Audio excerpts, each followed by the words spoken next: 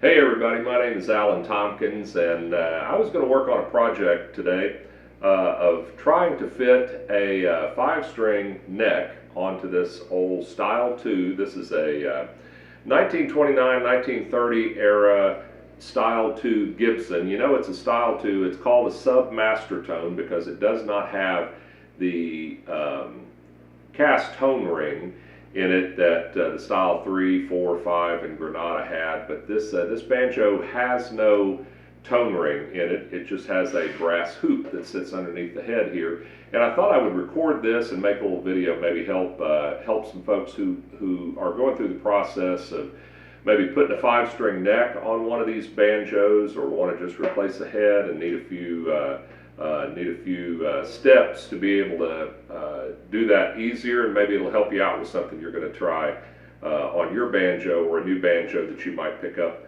sometime to play. So we'll get started here. The first thing we would do, why don't we take a look at what we've got. This is a Style 2 Gibson 1929, which means it has a walnut.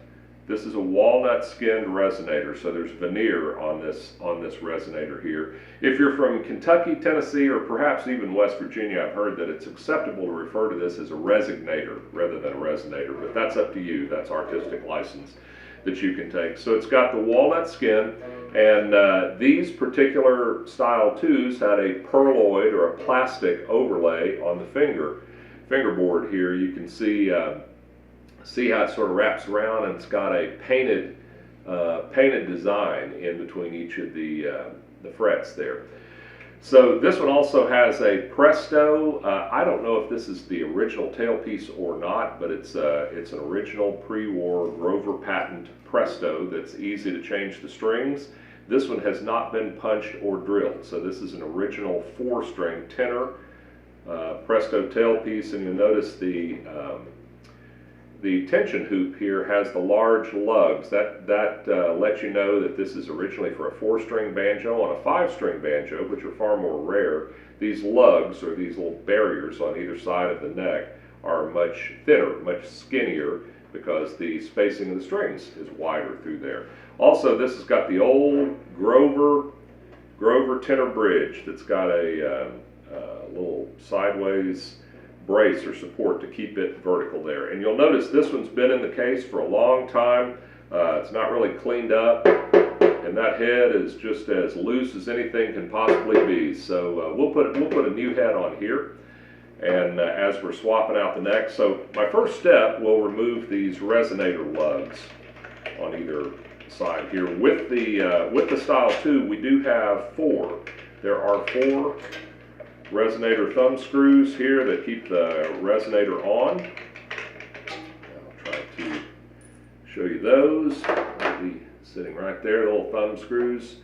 Keep the resonator on. You can remove those. And then you've got the resonator. Of course, on these old pre-war Gibson banjos, it's often written in chalk. This is 9691-16. And then it's also painted inside up here. I'll try to turn it both ways for the camera. You can see where the factory order number is painted there, and there's the chalked in factory order number. Give you a good look at that walnut burl. You can tell it's walnut because it's got the burl in it there. So we'll set the resonator aside for now. Take a look at the underside of the banjo here. Pardon me.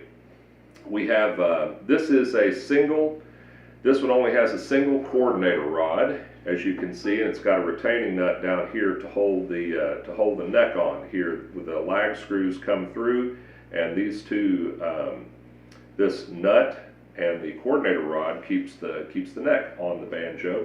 You can see also this is a 1-piece flange banjo. This is a cast flange, and they tended to, in this early 1929-1930 era, they tended to curl up a bit and sort of displaced. They're also extremely brittle, so these can break very easily. If you're handling an old Gibson banjo, you need to be very, very careful of that 1-piece flange, because they will break the little spans out in here, and then you've got a broken flange on your banjo. It may still be functional, but it'll reduce the value, and it won't look nearly as good. It'll just make you unhappy, so you don't want to do that. So we've got that off. We can find the Take a look at the Gibson sticker. Inside the rim, this wooden part here is maple, 3-ply maple, and that's the rim. On the Style 2, it is the 3-ply full thickness maple rim. And you've got the factory order number, or serial number as you probably referred to, stamped inside here. That's going to be a little hard to see on camera, but it's there. So let's go ahead and start breaking this down. Open up the back of the tailpiece there. We'll get these old crusty strings off. Okay, so we'll go ahead. One of the first things we've got to do, I've gone ahead and pulled the strings and the bridge off. The tailpiece is still bolted in place here, but we'll remove the armrest. This is a little tricky to get this off. You've got the armrest and a bracket that holds the screw in place there.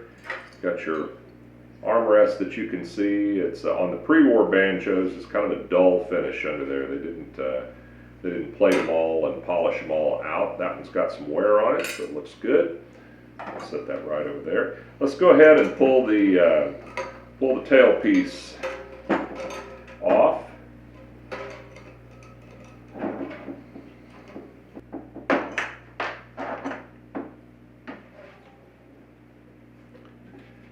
Now we'll flip the banjo over, and we're going to go ahead and pull the neck off at this point.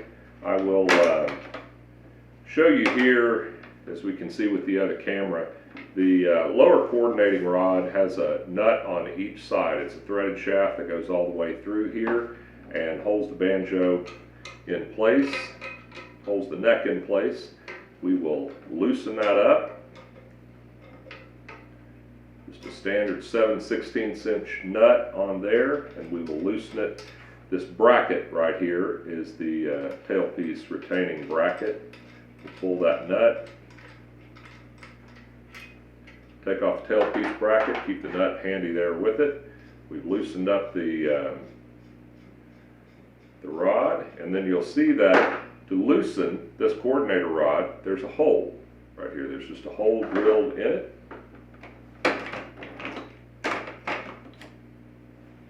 And I'll use a little screwdriver, a little computer screwdriver, to loosen that up. So we can just unscrew it. It comes right off the end of the lag screw here. There'll be a washer in there.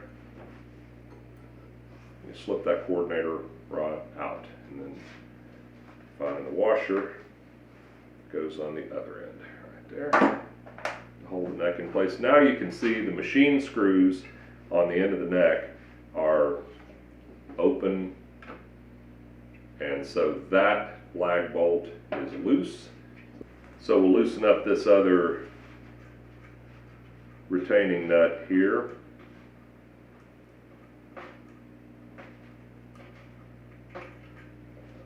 And put that right out there where we can keep up with it. And now the neck is loose. The neck is off the pipe. So you see this original neck here. Again, the perloid fingerboard. The lag bolts are already installed, of course, because this is an original banjo from the Gibson factory. So it's got the rough wood screws that are screwed on into the heel here, with machine screws still open. So we'll set the tenor neck aside for now. So we've got the neck out and everything is open and cleaned up in here. So let's try.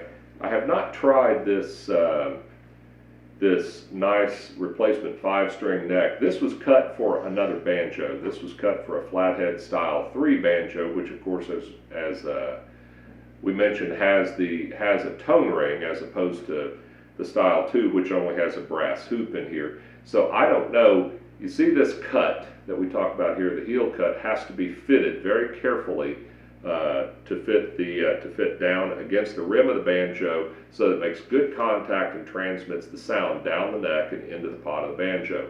So this one is just one that I had hanging on the wall. This is a beautiful mahogany 5-string neck that Steve Huber made. Steve Huber, that makes the Huber banjos, just does incredible workmanship and craftsmanship.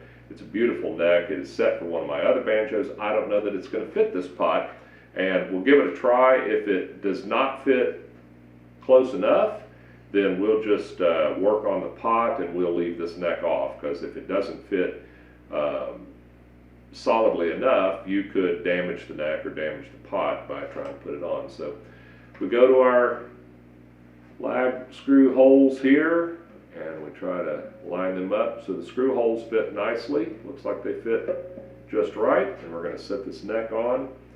And you have to look very carefully here and show the camera how that neck fits on. There's a large gap here between the neck and the tension hoop, and that gap's probably too large. You don't want the neck all the way against the tension hoop, but you want just a nice little gap there. And looking down between the neck and the rim, it does appear that there are large gaps. So this neck, with the heel cut the way it is sitting against the flange, and that's not a stable position for an installation of a neck here, because it can cause movement. You can see the movement here on the camera. So we would not want to go ahead and install this. You would need to take this neck to Steve Huber or Robin Smith or any of a number of other fine luthiers that can set this neck and cut this heel to match the pot that you're trying to put it on. But since that doesn't work, we will just back up. We'll go ahead and pull this neck off. We're not going to use this neck at this point. But what we will do is go ahead and change out this head. This is an old head, and we will pull this off, swap it out, and put the tenor neck back on, and try to get this banjo set up and at least into tenor form, reasonably playable. So the way we go about doing the setup on the head is we'll grab a wrench and we'll loosen up the nuts. You've got the hooks that go around the top of the tension hoop here that hold the head on, and each of these have tension. And so we'll just start this process of going around and loosening these guys up. I'm just using a drum tension key. You can also use a nut driver or anything. I believe that's a 1/4 inch gap. You can just loosen these up. And I usually go around in a circular fashion like this.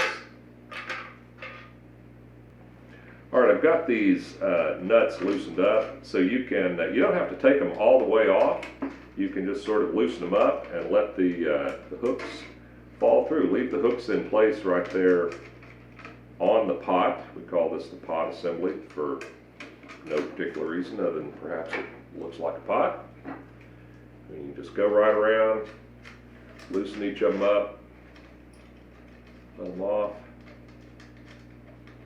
and we'll, when we get all of them off, we'll of course remove the tension hoop in the head.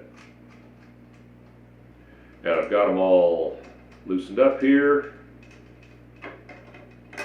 So all the hooks have the nuts still left in place, and we're completely clear now. So let's go ahead and slide the tension hoop here. Let's pull the tension hoop up and lift the head right off, and there you go. So that's the top of the rim. You can see the original stain there from the Gibson factory, and of course you can see the Gibson decal in here a little better that way. Set it right over here. Here's the brass hoop on the inside of the head. We'll pull that out, and there's your tension hoop right there. Separate that from the old head and set that one aside for now. So now we've got the banjo apart here. We've got the brass hoop that goes in there, and of course we've got the tension hoop over here that goes back on the banjo. So now let's grab a fresh Remo head. This is just a standard Remo banjo head that you can get from Stu Mack. First step on this is let's fit the brass hoop inside the head here, and fortunately it works fairly well, fits in there well. What we typically do is, since these heads have logos, most people don't want to see the logo on the head. We'll put those back where they go under the tailpiece, where they're kind of hidden hidden underneath the tailpiece as it comes over. So we'll just sort of situate that head. You see this is the back, you know, that's where your notch in the flange is. We'll try to line the holes for the neck holes, center those up in the gap in the flange here. Hopefully you can see that.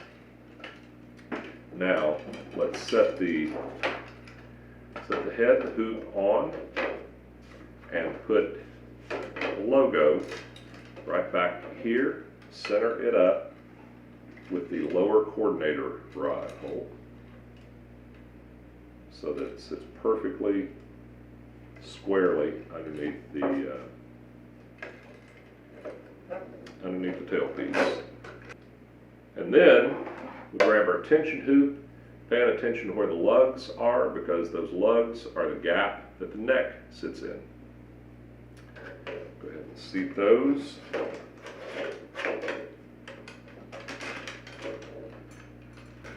Okay, so it just takes a little bit of trial and error here of fitting to get the notch, the neck notch in the tension hoop lined up straight over the holes where the neck mounting holes right there, and lined up straight with the hole in the flange. I've gone ahead and used a hook here to put a little bit of tension on it. We'll slip this other hook up on here, put the nut back on, give a little bit of tension around the neck mounting area in the rim.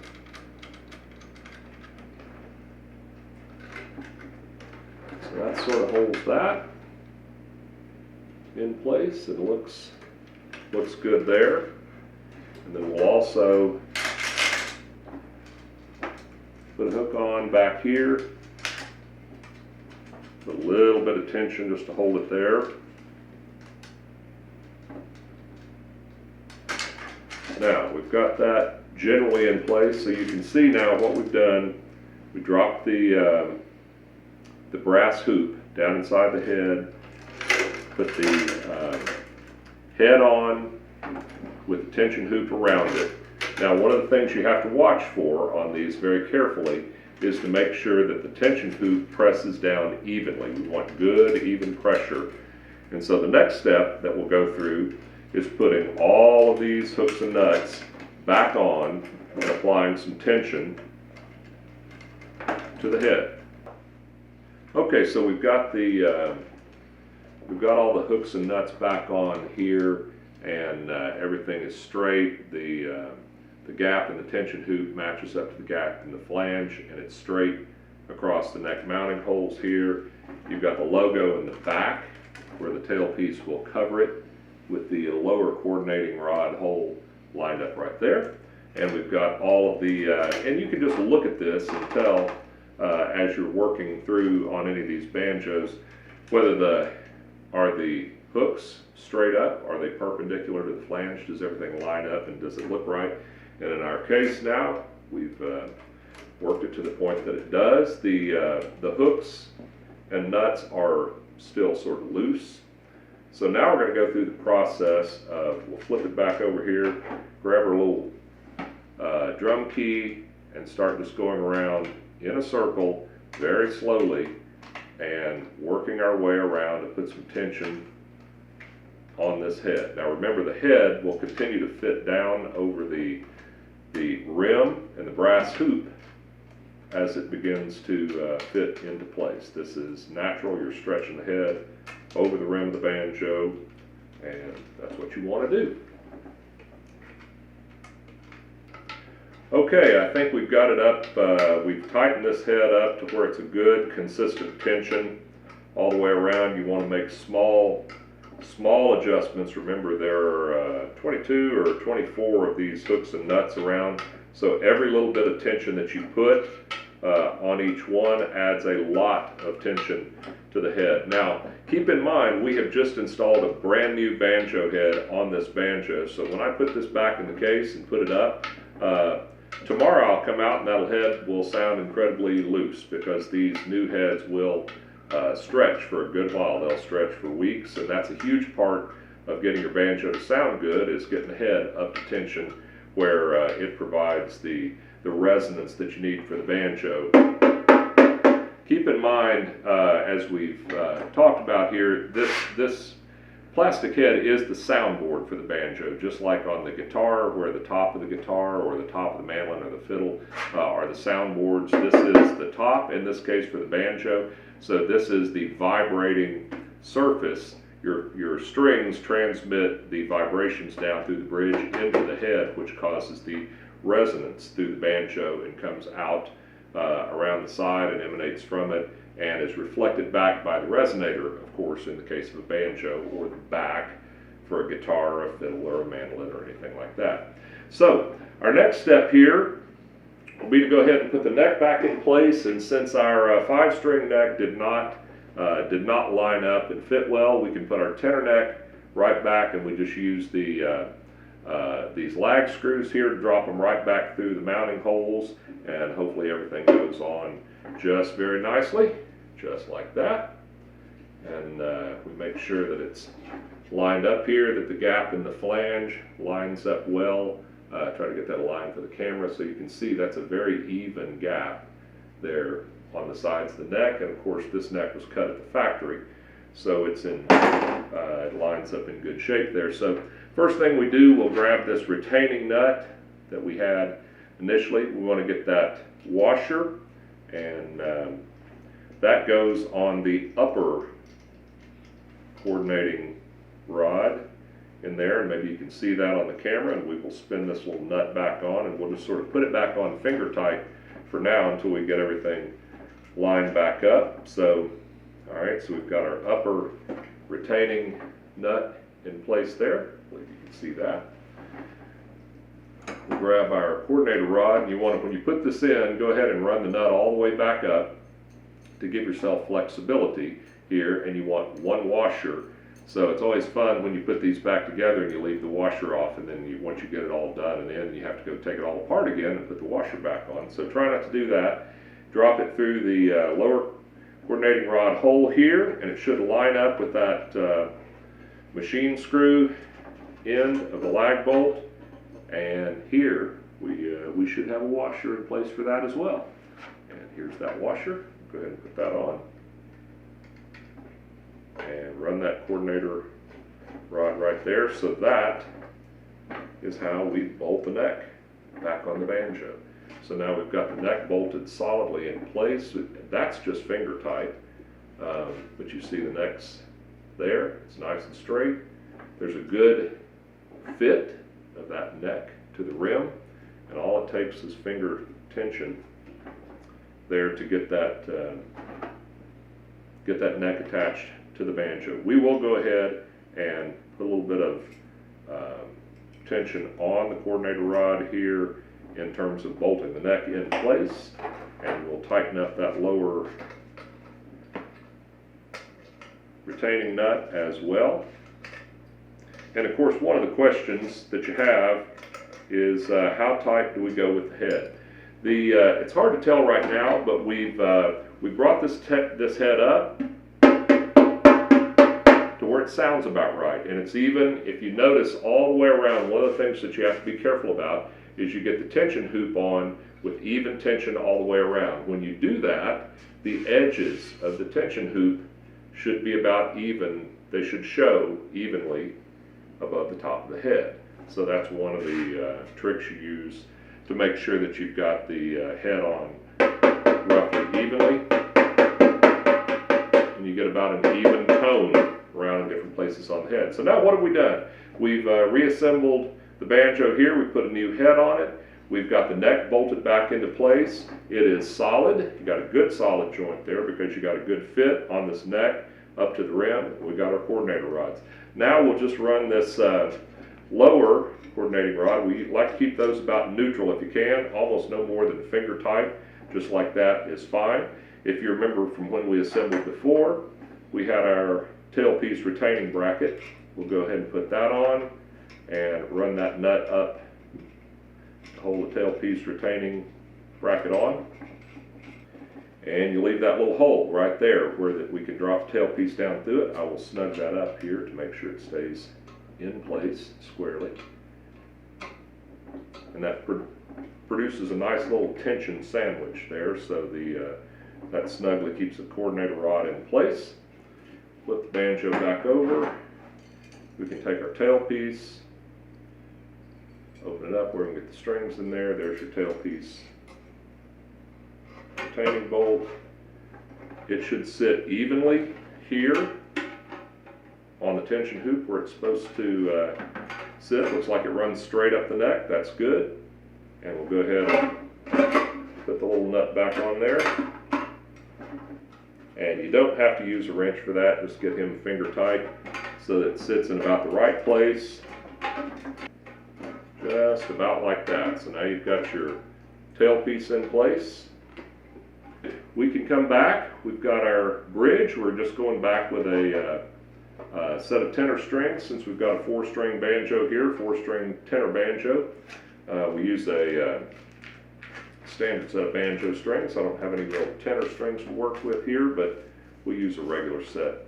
So I've run the strings across here, and I'm not a tenor banjo player, so I'm not going to worry about tuning this to tenor banjo tuning, but you can take a look here. We run the strings down. We'll flip the little top up on the Presto where it looks nice. You can kind of see, hopefully you can see there, yeah, you get a little reflection, so you can see that the strings are running straight up and down the neck, so that means that we've got our azimuth set correctly, so the neck is properly set, and everything's in place there. Head tension sounds pretty darn good right about there. Let's go ahead and set the resonator back on here. As you can see, then we line up the thumb screw lugs, drop the thumb screws back into place. You don't want to get these too tight. They're just there to hold the resonator on the banjo. Okay, so we've got the banjo put back together, and I have got the thumb screws in. Everything is solid. Banjo's in good shape. Now remember, you want to make sure that the banjo is intonated properly. And how do you set intonation? Well, for any of the banjos, your 12th fret is essentially the center of the vibrating length of the string. So you should be able to take the distance from the nut and the bridge slot here, divide that in half, and it ought to come right to the 12th fret. So, but since this bridge moves up and down and is easily movable for the most part, that can be in the wrong place. So one of the ways you want to make sure that your banjo frets right and stays in tune here is to get the intonation set right. How do you do that? Well, one thing you can do, we've just sort of brought it up to tune, and we know this is our 1, 2, 3, 4, 1, 2, 3, 4, 5, 6, 7, 8, 9, 10, 11, 12. There should be 2 dots over here, but on this banjo neck there are no dots on this original factory Gibson banjo. So now if we fret it, that sounds just a slightly bit high to me. If we chime that string,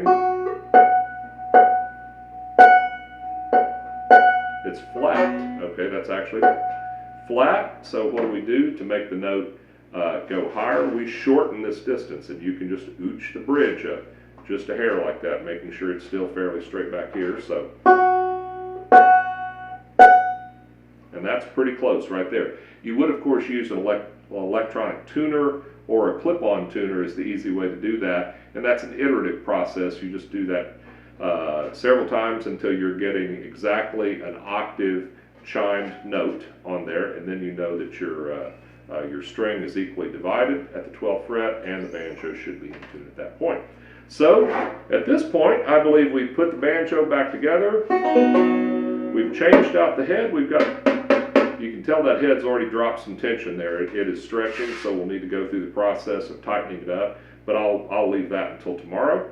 We've got our tailpiece in place. Everything is pretty well lined up, nice and straight here. And so we've been through, broken down this banjo, put fresh head, put fresh strings, intonated, and everything in that banjo should be, over the next day or two, ready to go and ready to play. So hopefully that's been helpful for some of you to go through the steps on breaking down your banjo, checking to see if you can put a different neck on it or not without a heel cut, and then get it ready to play. So thank you all for watching.